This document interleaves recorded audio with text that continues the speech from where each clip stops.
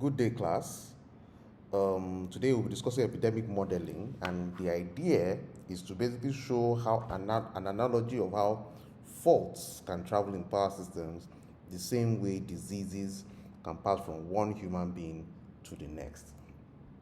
Once again, my name is Etimbuk Emmanuel Abraham, and I am here to discuss that with you briefly.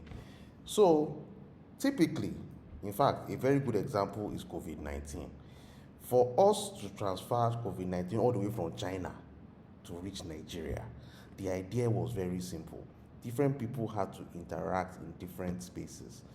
That way, by drawing a network of how those people are or interacted with each other, we are able to say, okay, this person interacted with this person, who interacted with this other person, and for that reason, we can contact trace to say if this person has COVID 19, there's a high probability that this other person will have.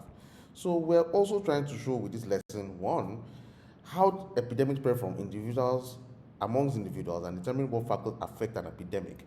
So, for instance, if a fault happens at bus A, the idea should be that for it to transfer that fault to bus B, there has to be a link between them, and that is how networks are presented. So, we'll discuss a few objectives of this class. First being that we'll be able to model the SIR or the epidemic model. The idea being that it's a case where all buses are susceptible to the fault at first, but when it transfers, it infects the next bus, and that bus should be able to take protective measures to disconnect itself. After disconnecting itself, it should have auto reclosure to show that, okay, I'm closing back and I am going to see whether or not whether this fault has cleared.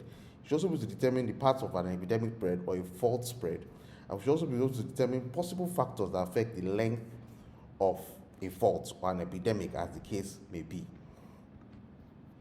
So, what is a network? A network is basically a combination of nodes and edges.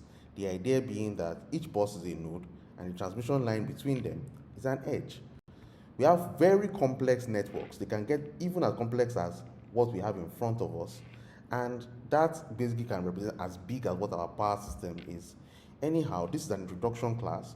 So in the next class, we'll discuss types of networks, advantages of graphs in network representation, and a couple of graph algorithms so we can understand how indeed faults spread in our network.